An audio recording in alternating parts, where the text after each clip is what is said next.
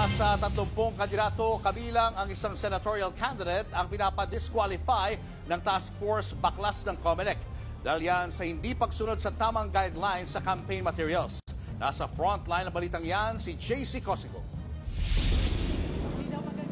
Nitong mga nakaraang buwan, nagkasa ng Oplan Baklas ang COMELEC para alisin ang mga illegal na campaign materials ng ilang kandidato. Matapos niyan, inatasan din silang tanggalin ito.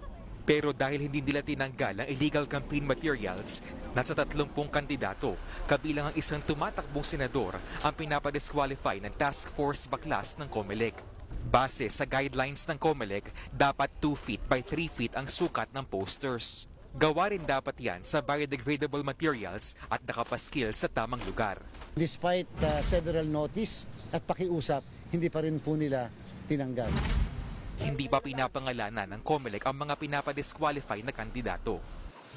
Bukod dyan, 3 pang kandidato ang pinagpapaliwanag ngayon ng COMELEC Task Force SAFE dahil sa posibleng paglabag sa anti-discrimination and fair campaign guidelines. Kabilang dyan si Barbaza Antique Mayoral, candidate Pingping Francisco dahil sa umano'y transphobic o homophobic post nito sa X.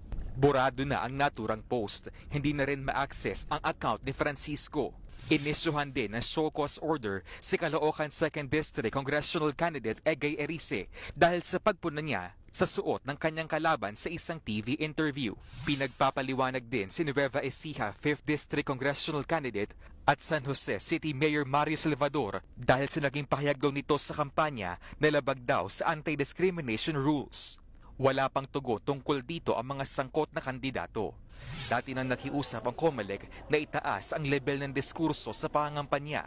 Matatapos ang campaign period sa Sabado, May 10. May naghain naman ng disqualification petition laban kay Pamplona, Negros Oriental Mayor Janice Degamo.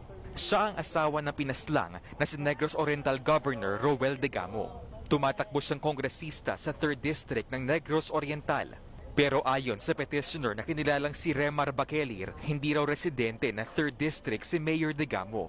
Nakatira raw ito sa Pamplona na nasa 2nd District. Iraraffle na raw ng COMELEC ang petisyon. Bibigyan din daw ng pagkakataong makasagot dito si Degamo. Naunang sinabi ng COMELEC na target nila maresolba ang disqualification cases bago mag-May 12. Pero mukhang mahihirapan daw silang gawin yan, partikular sa mga kasong kakasampa pa lang.